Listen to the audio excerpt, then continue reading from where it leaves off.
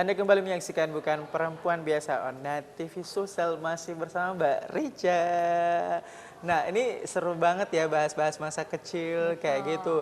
Nah, waktu kalau berbicara mengenai masa-masa dulu nih ya, kalau organisasi atau komunitas atau sanggar ada nggak sih join di sana, ada nggak sih yang seperti itu?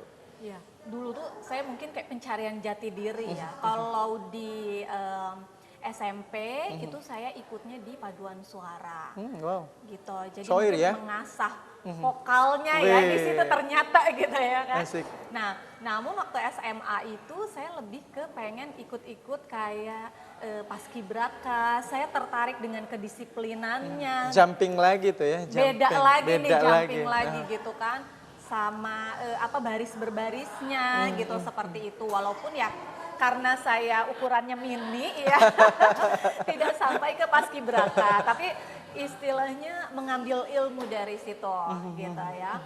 Nah, masuk ke kuliah, mungkin di kuliah ya mulai itu yang berorganisasi, udah yang komunitas-komunitas atau organisasi kampus gitu yang sesuai sama jurusan. Waktu itu organisasi di jurusan ya ikut di HMJ ya situ. mungkin ya? Iya, HMJ. waktu itu ikut HMJ namanya Komet kalau di IPB waktu itu, dan kita ada pertemuan memang HMJ waktu itu Jawa Barat lah ya, karena sama Jakarta juga, sama Bogor kan, kita di Bogor juga gitu. Pertemuan HMJ itu. Oh gitu ya. Kalau dengar-dengar Bogor saya jadi ingat naik KRL ke Bogor pemirsa. Dari Jakarta Tanah Abang naik KRL ke Langsung Bogor, KRL ya? KRL ke Rangkas Bitung juga, ke Jakarta Utara. Wah, udah pernah keliling juga Pernah, ya? pernah. Tapi lo kok malah cerita kayak gitu ke saya sih. Oke, terus kalau misalnya komunitas tuh, ada nggak sih komunitas mungkin seperti komunitas-komunitas seni, ada Iya. nggak sih dulu waktu zaman-zaman sekolah sampai kuliah kemarin tuh ada nggak sih? Kalau kuliah sama sekolah tuh ya itu sih yang tadi.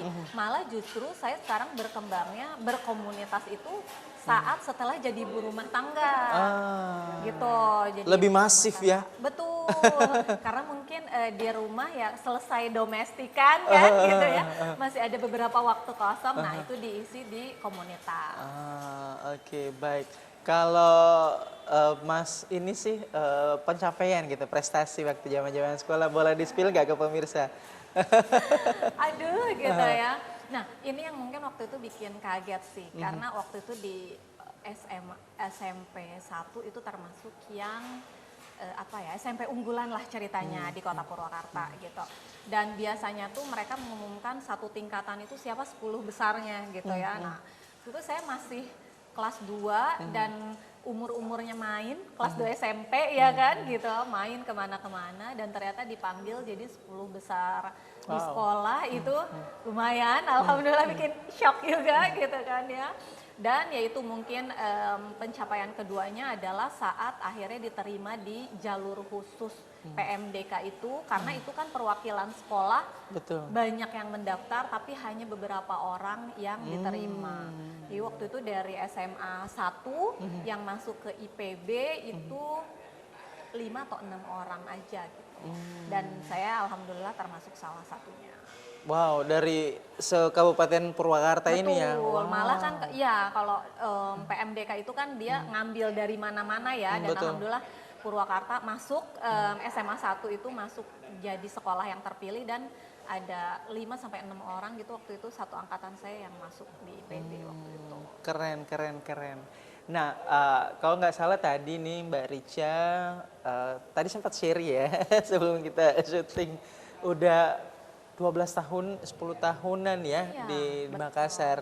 Gimana sih kesannya, kesan awalnya tiba di Makassar, apa yang nggak bisa dilupa gitu, apa yang berkesan? Berkesan. Ya, kesan awalnya gimana? Oke. Nah, jadi saya itu justru nggak Makassar nih, karena langsung Bulukumba.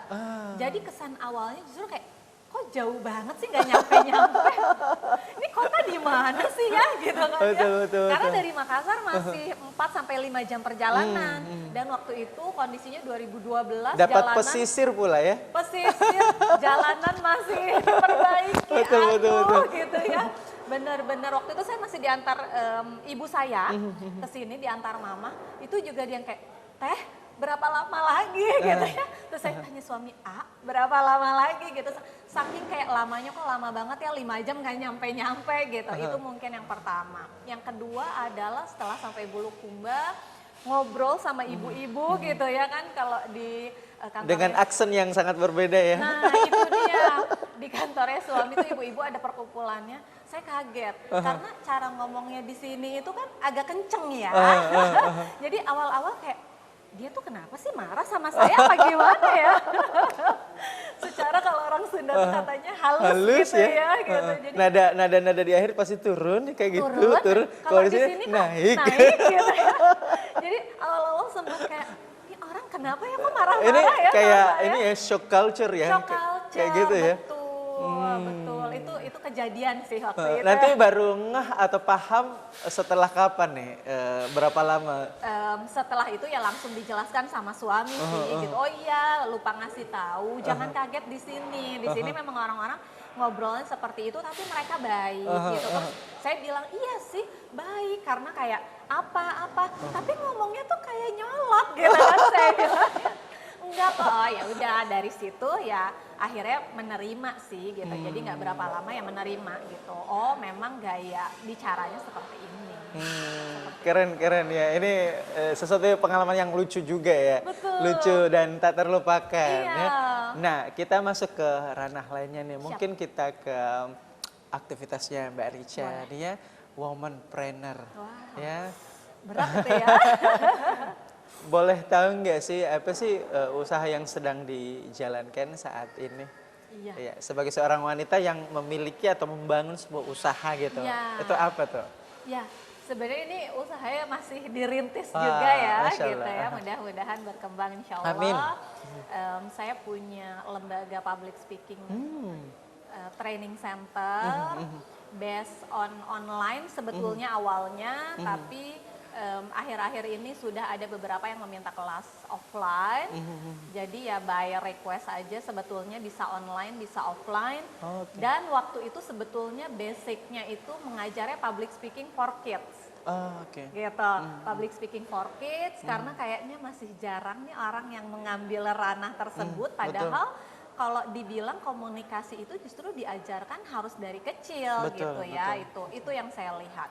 Nah, tapi seiring berjalannya waktu orang melihat anak-anak suka nih belajar sama waktu itu saya brandingnya kalau di kelas anak tuh Bunda Richa kan, jadi seneng banget. Nah, akhirnya ibu-ibunya juga mau ikutan, buka dong kelas dewasa, buka dong kelas dewasa ya. Akhirnya dibuka juga kelas dewasa.